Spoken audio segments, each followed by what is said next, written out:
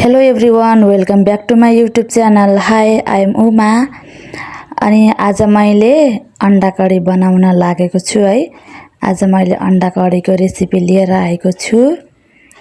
आशा छ यो भिडियो सबैलाई मन पर्छ भन्ने। अनि मैले अंडा र आलु धोएर ल्याइसके है।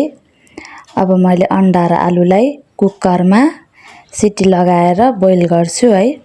अंडा र आलुलाई यहाँ पानी छ अनि यो अंडा र आलु धोएको हो। अब यसमा राखेर अनि मैले अब बोइल गर्छु। भिडियो हेर्दै गर्नु होला। अनि के रे यसरी आलु र अंडालाई धोयो भने सफा पनि हुने भयो है। माटो पनि लाग्दैन नि त। आलुमा त माटो लागेको हुन्छ, माटो लाग्दैन। त्यही भएर यसरी धोएर बनाउनु पर्छ। आफ्नो आफ्नो इच्छा हो। मैले राखिसके पानी धेरै भयो। मैले यो पानीलाई फाल्छु है। त्यसपछि मैले सिटी लगाउँछु कुकरमा। मैले यहाँ सिटी लगाउँदै छु कुकरमा। ग्यास अन गरे। फाइनल्ली पाकिसक्यो आलु र अंडा बोइल भइसक्यो। त्यसपछि मैले आलुको बोक्रा फाल्छु। आलु र अंडाको बोक्रा फाल्छु। मैले बोक्रा फालिसके। अनि अंडा कढीको रेसिपीको लागि के सामग्री चाहिन्छ भनेर यहाँ हेर्नु होला है। खुर्सानी अनि के रे प्याजको पात अनि प्याज, टमाटर अनि मसला, तेल, नुन बेसार त भइहाल्यो है। जेलाई पनि चाहिन्छ। अनि यो हामी दुईजनालाई भनेर ठ्याक्क दुईटा अंडा छ। अनि अब म यसलाई सबैलाई काट्छु है। भिडियो हेर्दै गर्नु होला।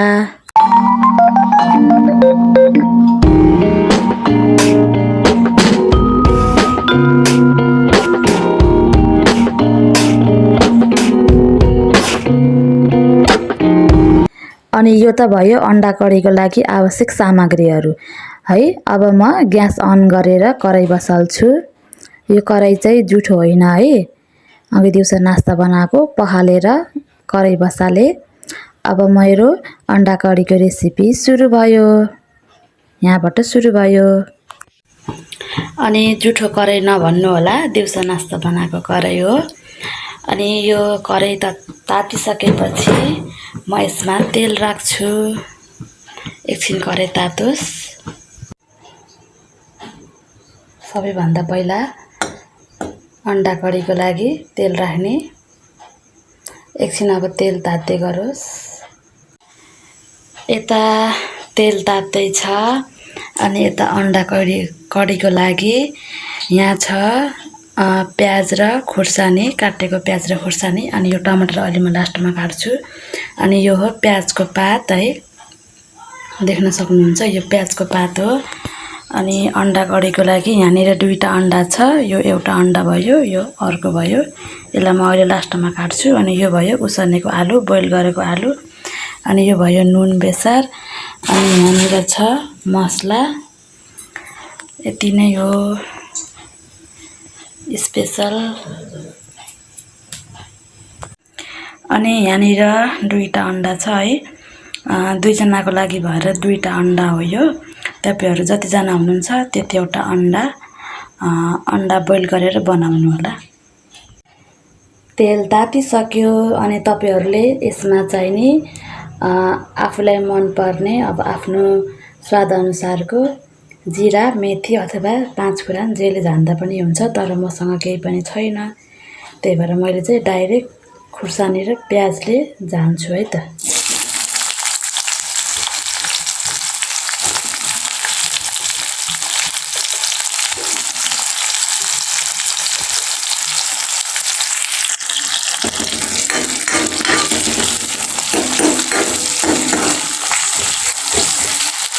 यो हल्का रातो भएपछि बल्ल मैले अनि प्याजको पात हाल्छु। नत्र प्याजको पात फेरि धेरै डढ्छ नि त, कालो हुन्छ। त्यही भएर यसलाई हल्का रातो गराएपछि बल्ल मैले यसमा प्याजको पात हाल्नेछु। यहाँ एउटा प्याजको पात गर्छ त्यसले केही छैन।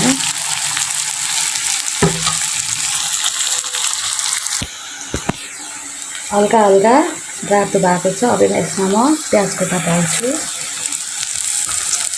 तपाईहरुलाई यदि मन पर्दैन भने नहाल्दा हुन्छ है। मलाई चाहिँ राम्रो मिठो लाग्छ। मिठो लाग्छ। त्यही भएर म हाल्छु। यसलाई चलाइसके अब एकछिन यसलाई पकाउने, एकैछिन मात्रै पकाउने यसलाई। त्यसपछि म आलु राखेर बनाउँछु है, हेर्दै गर्नु होला। यो भइसकेको छ। अब यसमा म आलु राख्छु। अब म आलु राख्छु है, यो आलु हो। अब आलु राख्छु।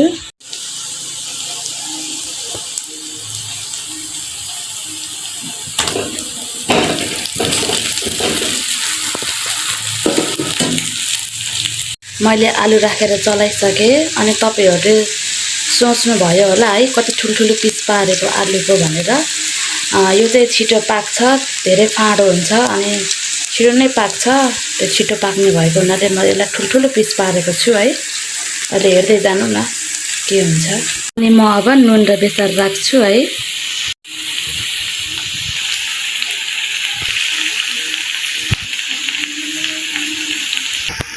अनि म अब यसलाई चलाउँछु।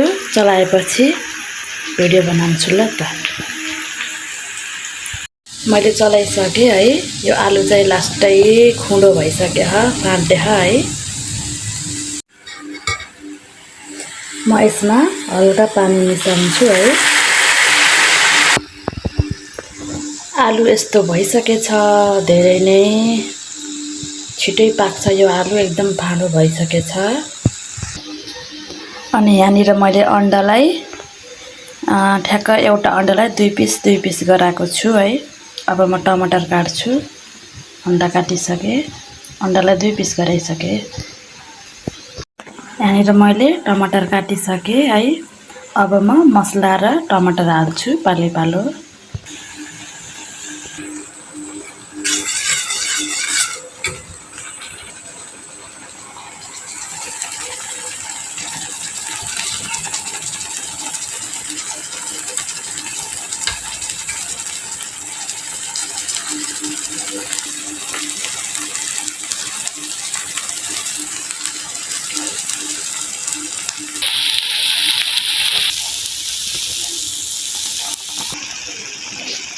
नडरोस् भनेर थोरै थोरै पानी राख्दै बनाएको छु, डर्न दिन भएन नि त। अब म यसमा टमाटर राखेँ।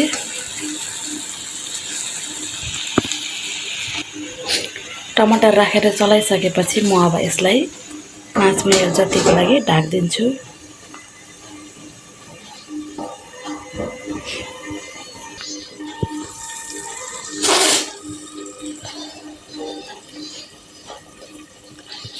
पाँच मिनेटको लागि ग्यास सानो बनाएर ढाकेर राखेको छु।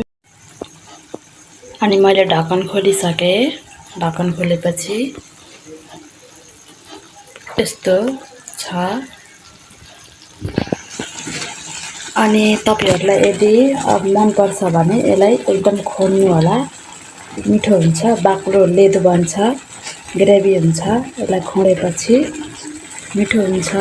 अनि तपाईहरुलाई मन पर्छ भने मैदा अथवा आटा पिठो जे राख्दा पनि हुन्छ है। यो चाहिँ यतिकै बाक्लो भएको छ। आलु नै त्यस्तै थियो अनि आलु धेरै पनि थियो। एकदम बाक्लो भइरहेको छ। अब म यसमा अन्डा राख्छु। अब यो भइसकेको छ, यो पाकिसकेको छ।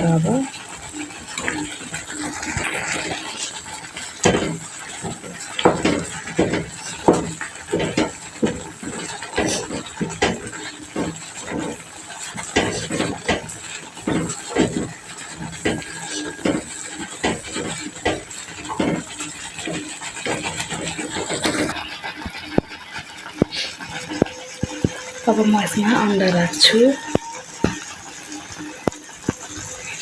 यो अन्डा फुट्यो पहिल्यै। अनि अब यसलाई हल्कासँग चलाउँछु।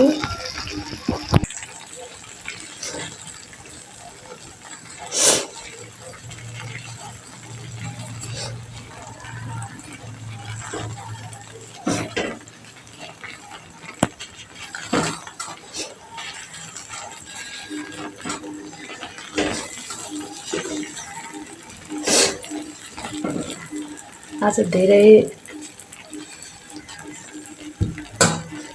नै पाकेछ पहिल्यै बोइल गर्दाखेरि, त्यही भएर यस्तो भएछ।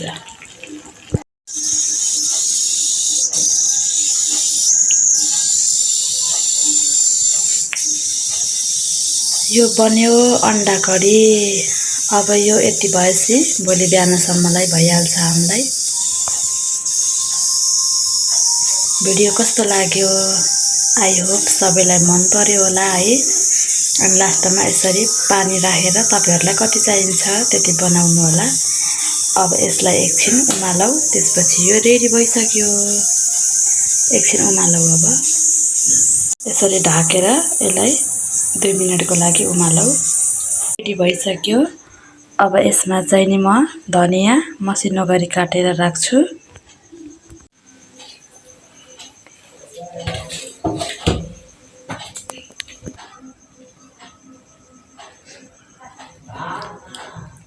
अनि यो हो अन्डा करीको फाइनल लुक।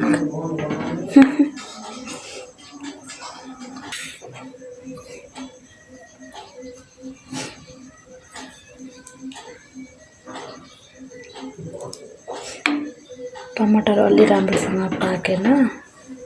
फेरि तरकारी देऊ न। रोक।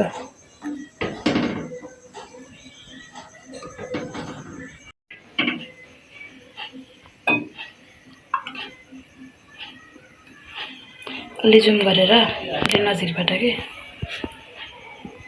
यो हो अन्डा करी। भयो कति? कस्तो भयो? दामी दामी दामी।